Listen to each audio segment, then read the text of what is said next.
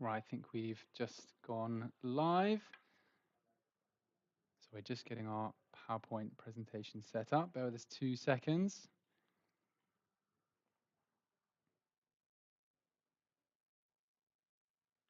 As you can see that slide.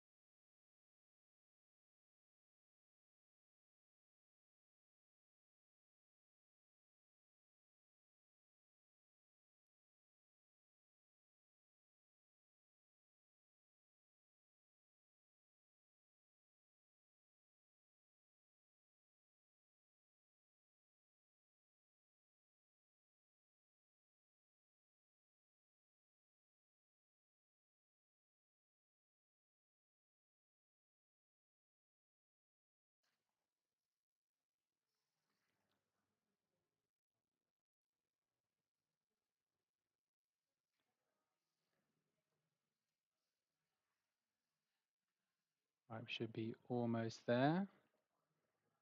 So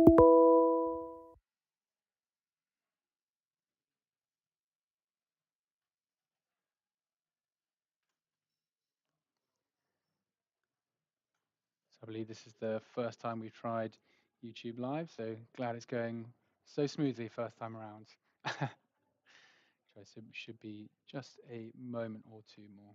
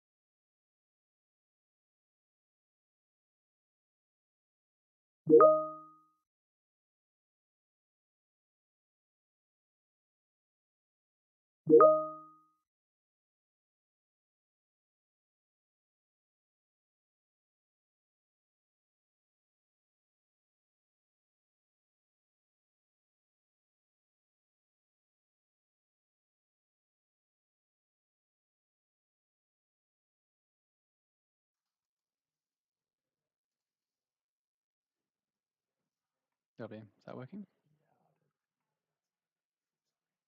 That's fine. Yeah.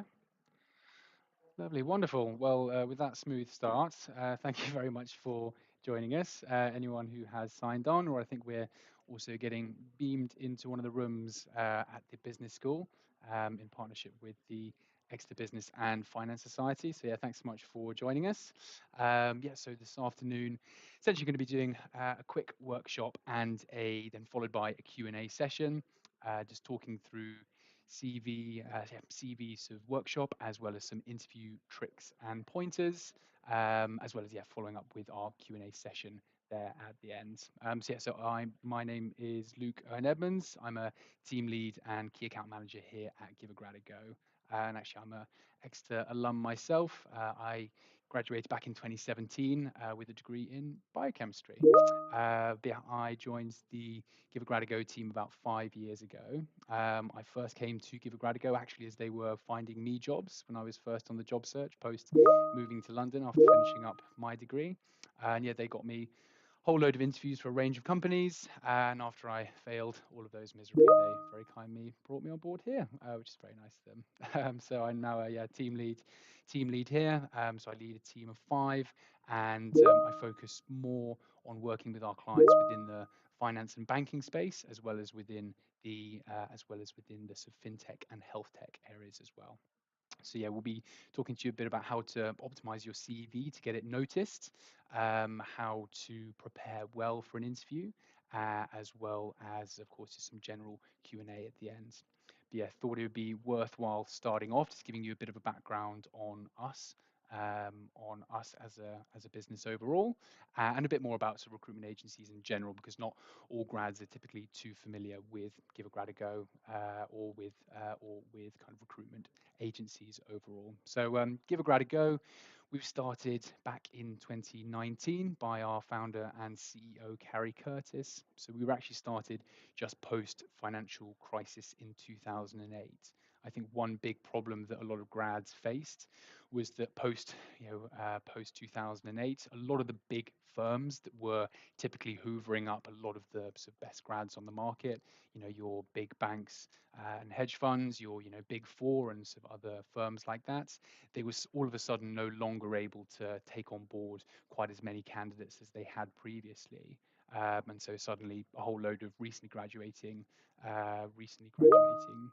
sort of grads were left in the lurch essentially, and that kind of coincided with the London tech boom. So a huge number of sort of growing tech startups within London were, growing and expanding rapidly and needed an influx of great talent, great people to join their teams, but they just didn't have either the name recognition, the web presence to really attract those people. So that's where Carrie's idea was to start Give a Grad a Go, to be that entity in the middle, essentially connecting some of the most exciting companies in London and in the UK generally, with the best graduate talent in the market as well. So in terms of us overall, so our HQ is here in Shoreditch in London. We also have a Melbourne office, which was opened back in 2020. One of our top performers here went over and bravely decided to start a new office in Melbourne in, I think, March of 2020. So that was an interesting time to start off a new business for sure. But yeah, across the UK and Australia, we are 34 people strong. We're kind of split into our main sales team, who are responsible actually for managing our client accounts and working with our candidate base. We also have a sort of very well-developed marketing team who are here to essentially make sure that we are getting the right influx of people, that we're sort of representing ourselves well on social media and getting a sort of steady stream of candidates coming in. As well as our operations team as well, making sure everything happens well all together. So again, for people who might not be too familiar with how a recruitment agency works from a candidate perspective, what your experience might be. So first off, if you were to sign up to our website, you just drop in a copy of your CV and a few kind of contact details so we can get in touch. Then essentially from there, one of our recruitment consultants would be in touch with you, essentially to have an initial profile conversation. So that's a short 5-10 minute conversation with yourself to find out about you, about your background, the kind of things you're interested in, and the sort of areas that you want to build your career into. Because again, with us, we're not focused on any one sector or one type of company. So it's really helpful for us to gain an understanding from you as candidates of what you're looking to do with your career, the skills you're looking to use, the skills you're looking to develop. So from there, you'd then either apply for a range of positions yourself that are advertised on our website, on our job boards, or again, possibly what might happen is that the consultant who you speak to might actually recommend you directly for particular positions. So again, at that first stage, a big part of what we're here to hopefully add value in is actually thinking about improving your CV, tailoring your CV for particular positions, for particular companies, as well as hopefully giving you pointers on sort of interview practice, interview technique. And so again, what we're here to do again is see you through that whole process from initial application, prepare you for your interviews, gather your feedback post-interview, with obviously the aim being that at the end of that process, helping you land a job that you're really excited about. And again, what's I think good about our service is that we're also there in the background once you start to actually just be that an additional point of contact for your first couple of months. If you were to have any questions, any queries, hopefully there to help with that as well. So just quickly on us and kind of why businesses come to us, because again, we sort of work with and represent a really wide range of companies, and they come to us for a lot of the reasons outlined in these stats. We have a very large candidate database, over kind of 400,000 people strong at the moment. Very strong kind of social media presence with over 100,000 people, and actually very kind of high sort of traffic to our website. I think with well over 2 million people visiting our website I think back in 2022. And again, some of these stats you might not be too familiar with, but looking at the bottom left there in terms of working days to hire, that's called what we would call time to fill. Again, that is much lower than industry average. So hopefully meaning that we're able to find sort of relevant candidates all the quicker for candidates. And I think actually another really important stat is up in the top right, that probation pass rate, so of 96%. So again, that means that 96% of grads that we place into roles will kind of stick it out at least until they pass probation. So hopefully meaning that we're finding the right people, not from just the company perspective, but also from your perspective as well. So I think another thing that sets Give a Grad a Go apart is actually the fact that we are what we call sort of sector agnostic. So we work with a range of sectors and industries. We say everything from finance to fashion. Again, if you look at this slide, you'll be able to see kind of a subset of some of the industries we work in, not just finance and tech, but also in research, data analytics, PR and comms, marketing, even biotech, prop tech. There are basically a rising number of kind of sub industries like martech, marketing technology, health tech, areas like that we will help them essentially find grad talent to join the team. And again, I think when we did our last sort of end of year review, I think we placed over 5,000 candidates across over 1,000 different businesses. And again, you can see the sort of average salary ranges, so the average and then the top end of the salary ranges we work on. So again, we're the sort of early career experts. Uh, and again, thinking about the positions we work on, so not only are we quite diverse and quite broad in terms of the kind of businesses we're working with, the sectors we're working with, what we also do is then a variety of different positions. So it doesn't matter if you're looking for a client-facing position, a more creative role, or something more sort of analytics focused. We hope that we'll have a range of positions that might be of interest for you there. So just quickly now getting into one of the main topics, just about how to get your CV noticed. So I think I was asked in part to give this because I'm a Exeter alum, but also because I was judged as having the worst CV when I came to Give a Grad a Go. So I've learned the most over the last couple of years. And so we'll cover both how to get your CV and your profile noticed, sort of pertaining to your CV, but also just very quickly touching upon social media and LinkedIn as well.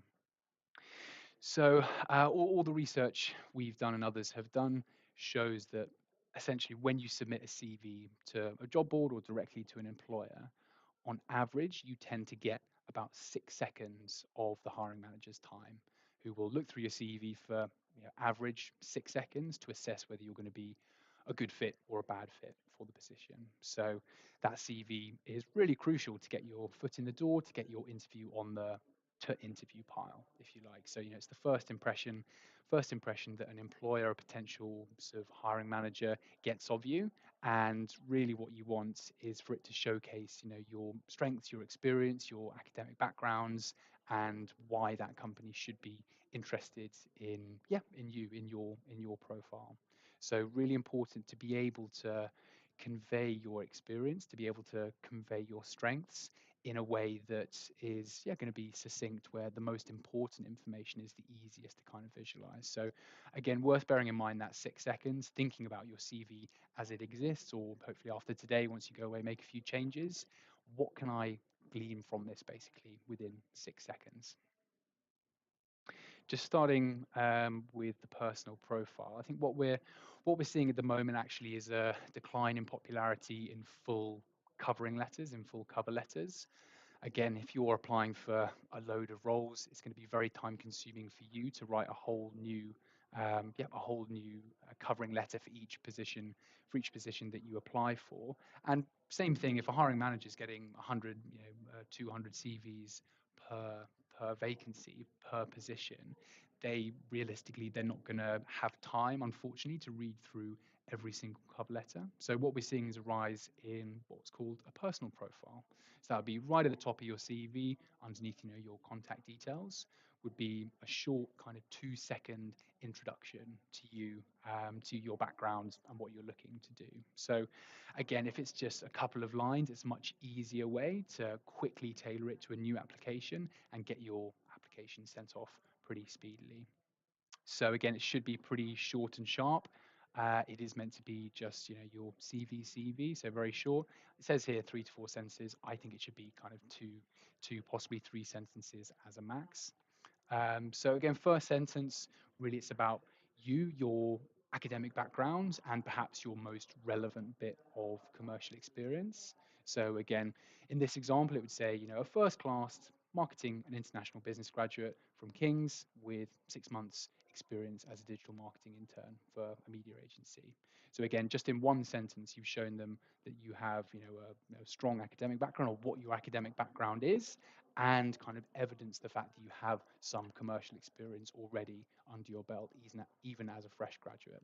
I think the pitfall a lot of people fall into is starting with something along the lines of, a dedicated and hardworking graduate, or yeah, something along those lines. Again, which will, I'm sure, absolutely be true, but it doesn't really identify you.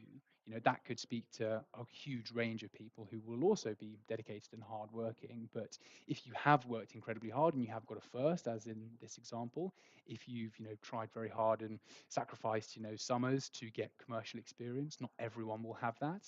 So start with something that is unique to you, basically. Then your second sentence, really, it's more kind of aspirational. So it's about what you're looking to do next, the kind of positions you're looking for. Because again, typically with the roles we work on, there'll be entry level positions, not looking for a huge amount of experience. And actually, what counts so much more is for hiring managers is find someone who's just genuinely very interested in that particular kind of role. So being able to outline to them, even before they've got into the meat of your sort of CV, actually what your background is. Fantastic, that ticks the box. We were looking for, people with experience in digital marketing. Okay, what are they looking to do next? They're looking to work within a growing tech startup. Fantastic. You just very quickly outlined exactly what they're looking for. So again, just a few kind of rapid fire CV tips and tricks.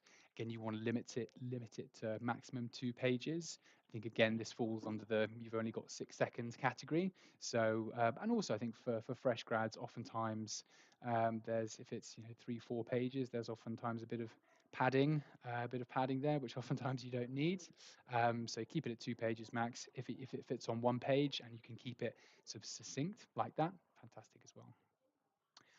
Another thing people do a lot is have, long, lengthy descriptions of their positions, of their internships, as big chunks of prose. What works much better is having bullet points, particularly chock full of action verbs, things like that. It'll just be much easier to read. If it's a big chunk, your CV will just most likely just get scanned. So if you're just listing all of your experience as bullet points, and then yes, basically you're going to have more likelihood of them actually reading the content of what you were doing. So again, you want to talk about what you were responsible for, or things that you delivered, things you sort of achievements basically. Again, the more data, facts, figures, statistics you can put in there, the better. If you were responsible for, overseeing a certain number of people, if you were, responsible for generating a certain amount of revenue, if you, saved the company X amount of time by writing a new sort of, code for them or something, put those data and numbers in there because they'll jump off the page a lot more and will evidence your work a lot more. Yeah, other thing, if you're a more technical candidate, perhaps you have, a GitHub account where you're showing off your sort of technical skill set. If you're a more creative graduate, you might have a design portfolio or a portfolio of written work if you're an aspiring copywriter, blog posts, things like that. So those are all really good to link in there. And also, feel free to put a link to your LinkedIn, things like that. And I think most people do already, but making sure you've got a section at the bottom, hobbies and interests. Just put a few things that you're interested in. Again, just adds a bit of color to your profile. And also, actually, if you put that you were the champion javelin thrower, or you're a scuba diver or something, you'll be amazed at the number of times that actually you have common ground already with the person that's interviewing you, and you can have that as the icebreaker, talking about those kind of shared interests that you have. Great way to build rapport. Great way to build rapport with line managers. And then just thinking more from a recruiter's perspective, thinking about the ways you can optimize your CV to get yourself seen. Because I think if you think back to one of our previous stats, is that we've got a database of over 400,000 people. Oftentimes, large employers will get very high volumes of applicants for particular positions, particularly if they're with big name companies, things like that. So really, what you want to make sure is that your CV is essentially easily searchable, basically, because they'll be on these databases. Oftentimes, recruiters and hiring managers will use what we call a Boolean search. So essentially, that's searching your CV for keywords or key phrases that will kind of pertain to the job role.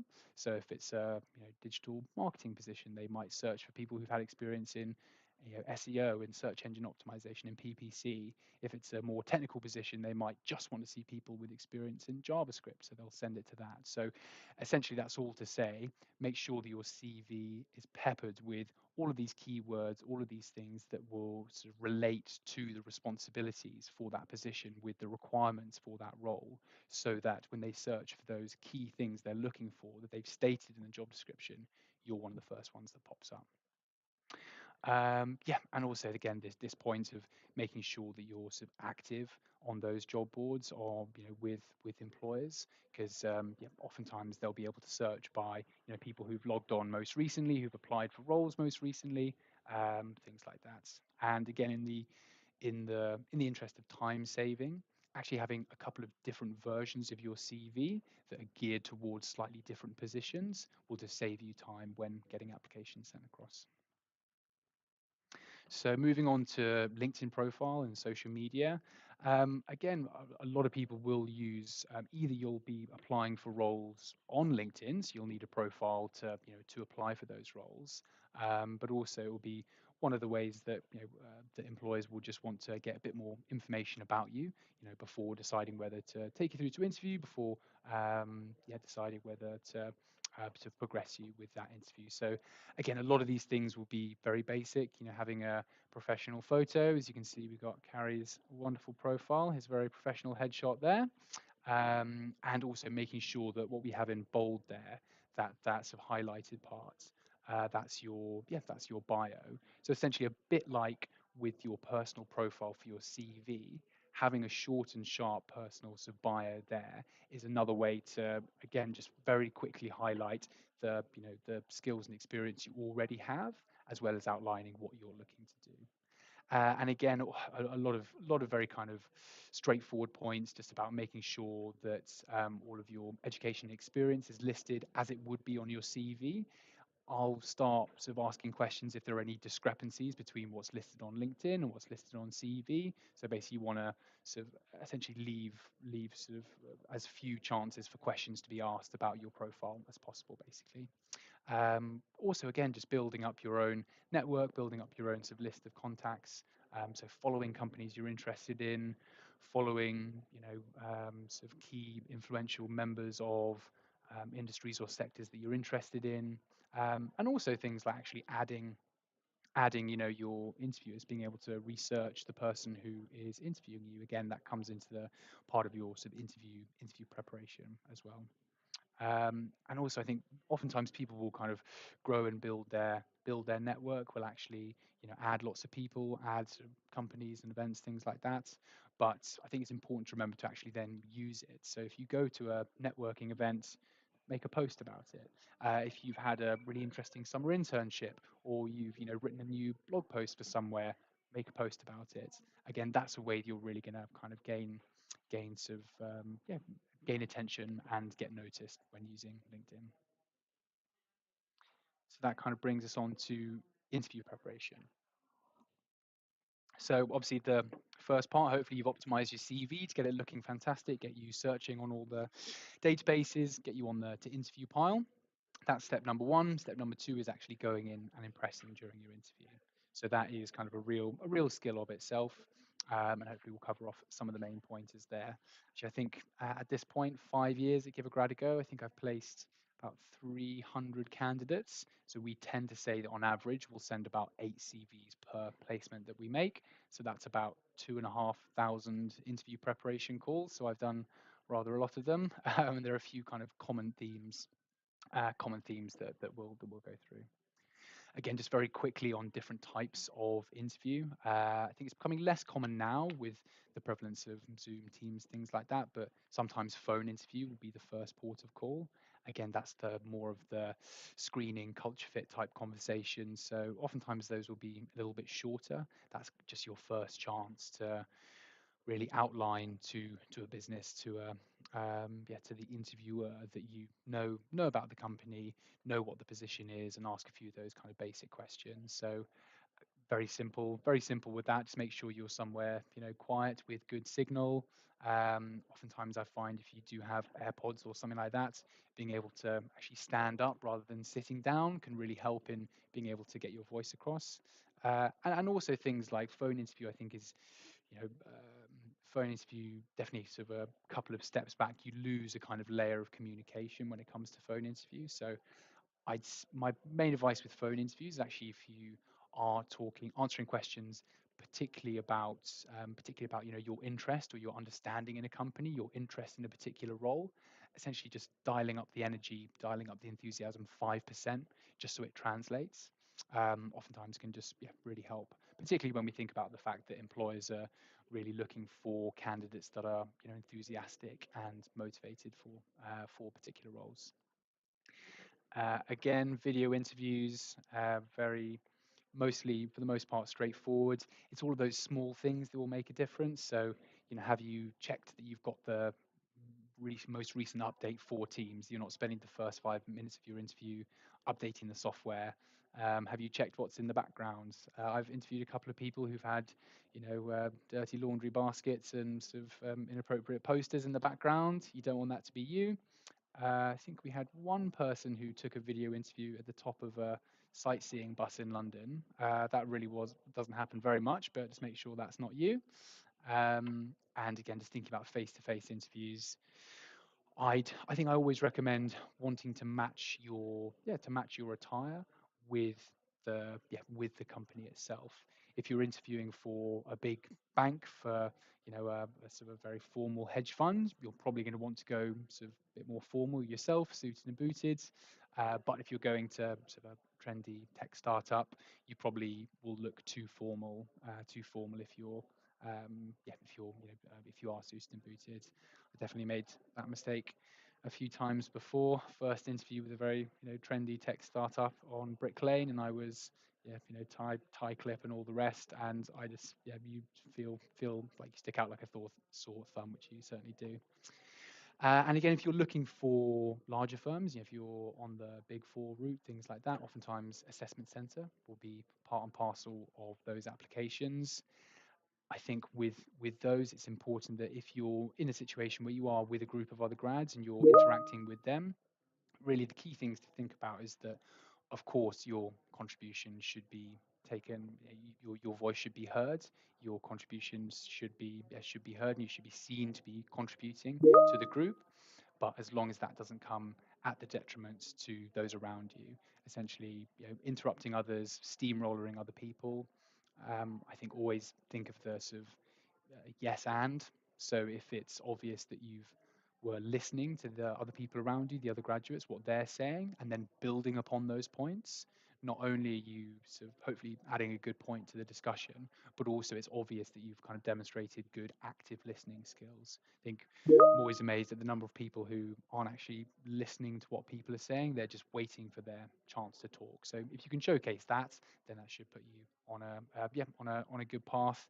And again, small things like if you're going to an assessment center, leave your phone in your bag. Don't have it on you because the pull of if you do have a 5 minute break to hop on your phone, very strong. So yeah, just leave that at home. To think about interview checklist, I think really thinking about how you prepare well for an interview is actually having just done your research thoroughly and well. So one that comes with doing your research on the company itself, but also actually having read the job description again, having thought through the skills they're looking for and how you've demonstrated those skills yourself. So what are the transferable skills you have? What examples can you bring up that demonstrate those skills. And I think this, the third bullet point in the middle there, if you're going for a company that does have, a client-facing product or service, give it a go, have a play around with the website, download a free trial of it. Oftentimes can be just a really good way to show that you've gone the extra mile in terms of your preparation. And yeah, again, I always think with interviews being able to sort of, yeah, give your answer to essentially being able to articulate yourself clearly is really difficult in interviews. So if you are having an interview and you're thinking about how to answer those questions of, what do we do as a business and why are you interested in us, always worth practicing explaining your understanding of a company to a friend, a relative, a partner who's never heard of that company before. If you can articulate clearly what this company does without them ever having known of them before, that just shows that you've got yourself a good handle on them. So thinking about different types of interview question, one of the ones that I think people have the most apprehension about is competency-based questions. So that would be the question format, which is essentially along the lines of, can you tell us about a time where you've shown great leadership, or can you give us an example of when you have exhibited great communication skills? So again, this is thinking about the exact sort of requirements of the role, the skill set that they're looking for, and you having a chance to demonstrate, not just saying, "Oh, I'm a fantastic communicator," but actually having an example ready to go for that to demonstrate your competency with it. So again, very simply, if you follow the STAR technique, you're never really going to go wrong. I'm sure a lot of you will have heard of the STAR technique before, but essentially it stands for situation, task, action, response. So you want to frame the situation. So if it's about the question of tell us a time that you have worked very well in a team, you're going to sort of set the scene with the situation, with where you were, whether it was during a uni project, a summer internship, with whichever business. Set the scene. Then the task is what you were asked to do, or so what you had to do regarding that situation. Action is actually what you then did, and then R is the result at the end. So again, there are a lot of really good tools online that you can have a look at and basically practice having a go at those. So I always advise people, read through the job description, think about what you believe are kind of the top three, four, five competencies that an employer is looking for. Um, and then have a go at basically doing this exact method for all of them and having a good example. And actually, I think oftentimes it's a good way to prepare, even if they don't ask you any competency based questions. If you already know what they're looking for, the skills they're looking for, and you've got great examples of where you've showcased those before, it's just a great way for you to be able to pepper into different answers, those examples of when you've evidenced those skills, not just stating it, but really evidencing those. I think one thing people forget quite a lot is actually it's your chance to ask them questions as much as vice versa. So if you've got a couple of questions lined up yourself, not only is that going to hopefully increase your own understanding of what that job might be like, but also you're going to just come across as more interested, more enthusiastic if you have some interesting questions to ask them essentially. So again, we listed a couple here down at the bottom, which is some of the sort of most common ones. And also, if you've done your research well, let's say you've had a look at the interviewer on LinkedIn, you're very, it's absolutely a great way to, showcase the fact that you've done that research. If you ask them a question about their background or, how they've enjoyed their time at the business, things like that. And actually, oftentimes you can ask a question which one will increase your own understanding, but actually will just again evidence the fact that you've done some research. If you ask them a question relating to a blog post they released last week, so, oh, I read this blog post you had, and I thought it was really interesting. I just had this follow-up question about it.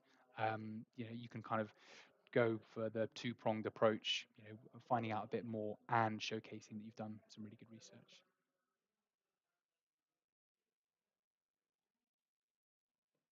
So I think once you've finished up the interview, I think actually there are a few things you can do to really make yourself stand out afterwards. The biggest would be sending a thank you note, a follow up email. It doesn't need to be anything too long. Literally just hi there. Thanks so much for your time. It was great to find out a bit more about this opportunity and a bit more about the company. Really looking forward to hearing your thoughts. Doesn't need to be any more than that, but you'll be amazed at how much people will remember those small things, particularly when you're, thanking them for their time, things like that. That really sticks in the back of their minds. And also useful at the end of the interview. Again, similarly, thanking them for their time, and also useful for you to ask about what the next steps are in the process for yourself to gain a bit more clarity on what that might look like. So here we've got essentially a list of some of the questions that I ask people to have a think about. I think a couple of the first one actually people have real difficulty with. Tell me about yourself. I think keeping that concise and relevant is a real skill. So again, I'd think about how you answer that one. You want to tell them a bit about your background, a bit about any experience you might have, and what you're looking to do next. What's brought you into that room? I think it's very easy to go on and ramble quite a lot with that question. So again, I think practice with that one always really useful. Obviously, there are sort of a huge amount of questions you could prepare for and think about. I think three really stand out to me personally. It's the kind of basic ones that you'd imagine, but if you can get them right and nail them, oftentimes that's 90% of the battle won. So I think first that would be, the question of tell me what you know about our company and why you're interested in us. Two is the same thing, but about the role. Tell us your understanding of this position and why you're interested in it. If you're able to answer those two questions effectively, shows that you have a great understanding and comprehension of both the company and the role. You've done your research well. You can articulate yourself well. But then that follow up and why is it of interest to you? That's where you demonstrate your interest, your motivations, your enthusiasm for the position. So not only do you know about it, but it really aligns with what you're looking to get out of your career, out of your first job. And I think it's a question that people kind of a bit afraid of almost is the question of and why are you going to be a good fit for us. So that's really asked more often than not to catch you out, um, you know, and why are you going to be a good fit for us. Oftentimes it's more asked, in fact, to give you a platform to really show off the research you've done, to run them through your motivations, and to talk to them about your transferable skills. So yeah, I think if you are able to answer those three effectively, you've set yourself up very well. Other kind of last minutes of pointers from my end, just thinking about sort of whilst answering questions, just very straightforward things where I was, for my first few interviews, very nervous, so I'd have a real tendency to ramble, um, a real tendency to ramble. So if you are able to keep your answers concise, say what you're, answer the question, say what you've come there to say, and don't be afraid essentially to leave, quite a firm full stop at the end of that, because again, just shows that you've actually understood it and you kind of feeling comfortable leaving that space, leaving that silence, can be really powerful. And also, if you are again very excited, very enthusiastic, the tendency to interrupt your interviewer partway through a question because you've almost predicted what they're about to say and you're so keen to answer it. But yeah, so essentially not wanting to interrupt. Um, and yeah, I think last thing would be preparing and actually vocalizing your answers and articulating them, I find really helpful in terms of ordering your thoughts. So, if you're thinking about these 10 top questions, practice them with a roommate, with a friend, with a family member, and just the process of actually saying it out loud will help you find out where to cut out time, where to hopefully keep your answers succinct. But yeah, quite a lot in a short space of time. Some things I'm sure you knew already, but hopefully a few other useful pointers there. So again, we've got some time now to run over any kind of particular questions, whether that's just about anything more generally or about anything we have already spoken about. And I'll see if I can get up where the questions are. Dum, dum, dum, dum, dum. Yeah. Bum, bum, bum. Any advice? So I think Will asks, do you have any advice for a recorded interview question online that you have to answer in a certain time period?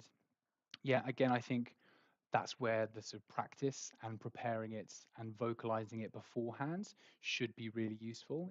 Particularly if you know you've only got a set time. It's a bit like giving a presentation, giving a presentation. If you know you only have 2 minutes, 5 minutes, 10 minutes, you want to make sure that you're sort of within the time limit. So practicing it a couple of times, timing yourself, making sure that you're sort of sticking within those limits, very important.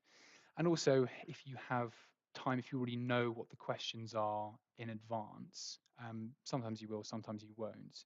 But just again, thinking about the kind of key messages you're looking to convey and keeping yourself at those couple of points rather than wanting to include yes, pack it too densely with too much, basically. But again, sometimes if you're sort of not, if you haven't seen the question, if you haven't seen the question before, can be really difficult. But again, I think that comes under sort of trying to prioritize what you think they're looking for most, focusing on those points. And also, again, if it is going to be an unseen one, actually just thinking about, oftentimes there'll be resources online where there'll be, on Glassdoor, things like that, where there'll be examples of previous questions that particular employers or, I think civil service do it quite a lot, examples of the type of question they use. So feel free to just practice a couple of those. And even if that exact question doesn't come up, hopefully you've had experience of trying to time yourself effectively.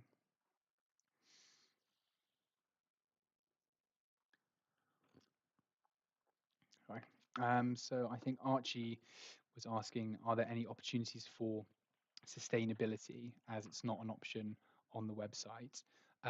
So I think what you can do is I don't believe we have a specific NGO tab on the website, but what you can do is actually filter when you're sort of searching for jobs on the website. You can search for clients who have sort of listed environmental initiatives as one of the perks of the position. So, for example, here at Give a Grad a Go, one of the perks we have is that, we have, I think, 3 days per year that we can use to go and sort of do charitable events. I think one of the teams here, they're actually going off to do, I think, a 26-mile walk for the mental health charity Calm. So oftentimes there'll be things like that that companies will do like that have some kind of environmental initiatives associated with them. But again, I think with and also, actually, I think if you look under energy and engineering, oftentimes we'll have positions within sort of, renewable energy, sustainable engineering.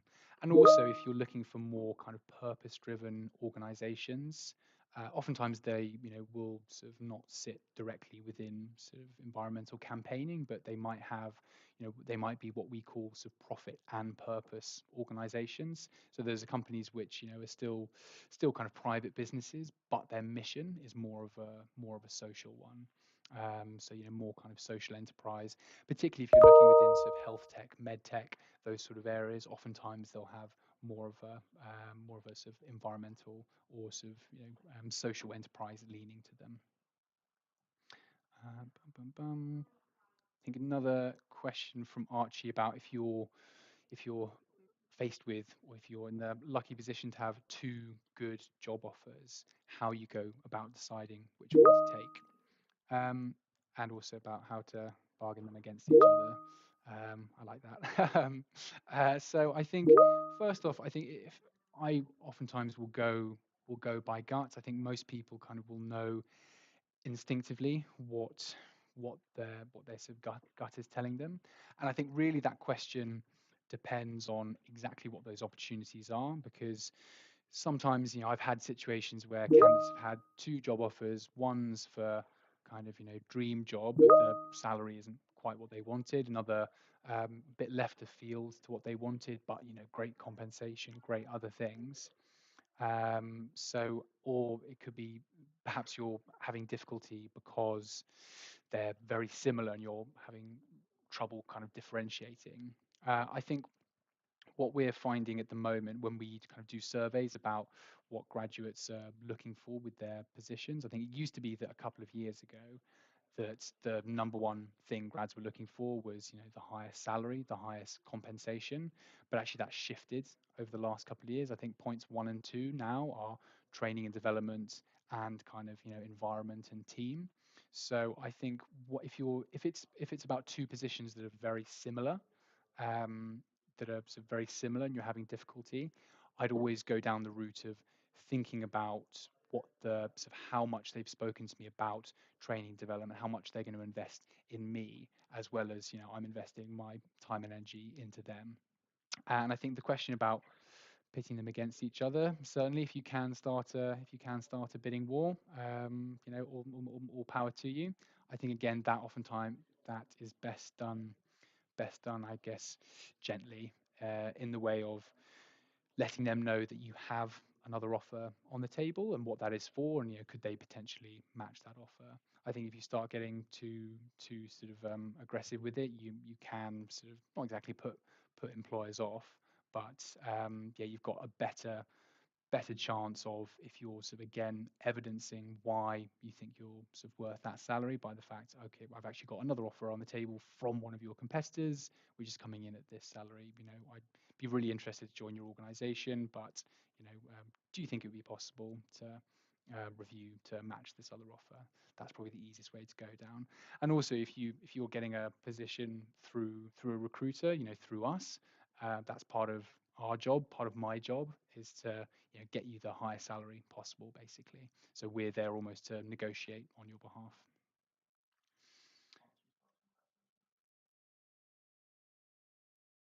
Okay. I think another one. Could you go back over the personal statement section, as it's necessary and often struggle for space on a page? Yeah. So I think again that comes if you're trying to fit it on a one page CV, might be challenging. Again, might be worth playing around having a two-page version as well, just to kind of pad out pad out a bit more. But also, I think again having people, friends, family look at your CV because there'll be some things which, if you've done, I don't know, hospitality work, things like that, those kind of roles won't need very much space at all. Just the name of where you're working, the dates you had, maybe one bullet point, and just keeping more space for the more relevant for the more relevant roles. So I guess one, it would be about seeing if there's any room for cutting down on other areas, things that aren't sort of absolutely necessary, bullet points on other positions. If you've got a list of every music exam that you've ever passed, might be worth cutting down on that. But yeah, so or making it 2 pages, basically, probably the easiest if you're working off a one page, or just seeing where you can cut corners on the rest of it. Bum, bum, bum. Can you use Give a Grad a Go after a grad scheme slash after several years out of uni? Absolutely. So again, Give a Grad a Go. We sort of do a lot, obviously, within the graduate market, within first jobs out of uni. But actually, our kind of bread and butter is fresh graduates up to sort of 3, 4, 5 years experience. So that kind of second, third job territory. So again, I think we've placed candidates with up to sort of 10 years of commercial experience. That's probably a bit of an outlier, but certainly for your first couple of years, for your first few roles, definitely. So some of the companies that we work with more extensively, they'll use us, predominantly for their entry level hiring. But because we've got such a large and growing database, we're able to place candidates with a bit more experience. So yeah, certainly should be able to help a bit down the road as well as immediately.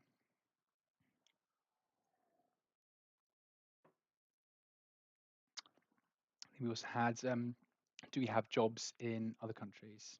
So yes, I think with the start of our Australia office, we got lots of roles out there. So if you're eligible to work out in Oz, if you want to have a working holiday visa, absolutely, we've got positions out there. Within the UK, I'd say the vast majority of the roles we have are London focused, but outside of London, we've placed positions in the States, in mainland Europe. I think we've had, positions in Spain, in Luxembourg, in I think sort of in Belgium, places like that. Again, I'd say the vast majority of our roles are sort of for the UK office that we're working on. The vast majority of those would be the UK, but certainly worth checking in. And actually, we have, if you have some language skills as well, oftentimes those will be very highly sought after, particularly at the moment, particularly post Brexit. So if you have kind of foreign language skills and you start working for a company that has a presence in Europe as well, like a lot of our clients will, then that's a very good way to be able to position yourself to be working abroad as well. Bum, bum, bum. Would you say asking for a salary during the interview and a 5 year plan of the company would be disrespectful? So I think for the most part, you should have a good understanding of what the salary is before the interview. Again, if you hop on our website, all of the positions you can apply for will have a salary range there. So you should know roughly what the bracket is. Sometimes if you're applying directly on LinkedIn, things like that, they might not give it away. Some other recruitment agencies will withhold that. So I think either it's about, asking before the interview, just asking that question doesn't have to be disrespectful by any means. Asking, oh, out of interest, would you be able to provide me with the expected salary range for this position? That's completely fine. Again, I think it's one of those things you don't want to necessarily ask in the interview, but having an idea of what it is, whether that's asking your recruiter, asking the hiring manager, asking the HR personnel who might be getting you booked in for that interview, asking them what you could expect in terms of the range, not disrespectful at all. And I think it's an interesting point about the 5 year plan question, because that will often be a question that's kind of directed at candidates. It's can you tell us where you're hoping to be in 2 years? Can you tell us where you're hoping to be in 5 years? So again, having a good answer for you, so on the other end, will be something they might ask of you. So I think it's absolutely fine to ask the same of them. I think a question I quite like is, if you're keen to find out what the training and development looks like, one in terms of the skills they're training you, but also what the opportunities for development might be. Just asking the question, if you phrase it like, oh, if I were to be successful in this position, and I've been with you, kind of, what would you say success would look like, a year down the line, 2 years down the line? That's a nice way of asking, hey, I'm really interested in this company, in this opportunity. I'd love to know, where it could take me. What would success look like in this role if I were to come in? That's a rambling way of saying no. I don't think it's disrespectful. um, Next question is: is there anything one should do if specifically targeting finance industry, the Big Four? So I don't think there's anything specific specific to targeting finance or the Big Four. I think it would be dependent on the type of position you're going for, whether it's grad scheme, whether it's a specific role, but also I think really the biggest thing you can do to set yourself apart is about building your CV, building your experience before you get into the interview room. So whether that's if you know that in that area of finance that you're interested in, that Big Four company, they really love to see people with particular hard skills, particularly coding languages, people who've done voluntary work, people who've done commercial internships. I think that's probably the best way, is actually taking the time sort of throughout university, throughout sort of even post university, doing additional courses, extracurriculars, things like that to strengthen your profile overall. But I don't think there's any one thing that you could do that would necessarily kind of speak finance very highly. Again, that might just come down to writing your personal profile and explaining why you're interested in finance. It's easier if you perhaps do come from a more sort of classically finance background, finance and banking, economics, those kind of areas. But I've placed plenty of people who come from humanities backgrounds into big finance companies, into Rothschild and Co. and the like. And for them, the way they've been able to showcase their interest has been in internships, in courses, and things they've done over and above academics to showcase their interest there. I think next question was final. I think this might have to be our final question. Just thinking about timings. Um, does a summer internship really set you apart? And am I at a disadvantage if I don't get one? It's an interesting one, because I think internships and commercial experience certainly will set you apart in a lot of ways. Because if you have that kind of office experience, particularly if it's been an internship where you've actually gotten involved, you've actually made an impact in that company, one, just for your CV and for your profile, and being able to talk about those experiences, particularly as you, in the last question, if you're looking to target roles in particular sectors or industries, being able to talk with line managers, being able to give examples of where you've evidenced perhaps what you learnt at uni, being able to evidence those with commercial experience, always going to be important.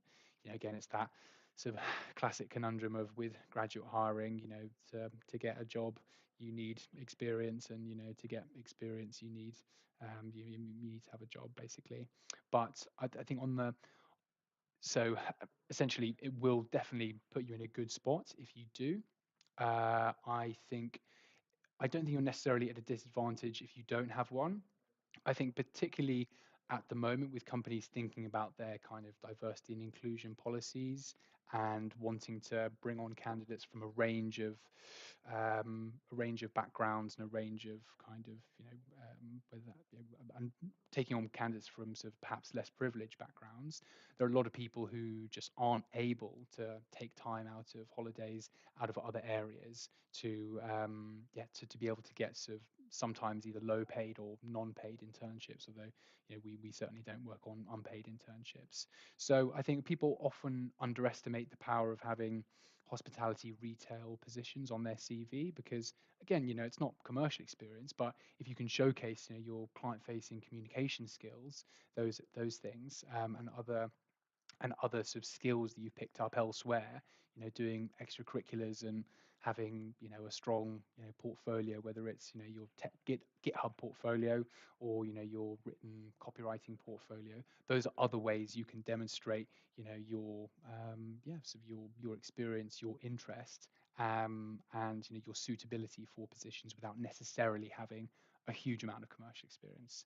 And again, with Give a Grad a Go, we do kind of do what we say on the tin. A lot of the clients we're working with, they're not expecting huge amounts of experience, so don't let that put you off. But yeah, I think that's all we have time for. But yeah, thank you very much for joining and for bearing with our tech issues at the start. Hopefully, a couple of bits you've picked up there, and I think we'll either be sending around, a link to signing up on our platform, but please feel free to find me on LinkedIn, add any of us on LinkedIn, sign up, create a profile with us, and hopefully we'll be speaking to a few of you over the coming months.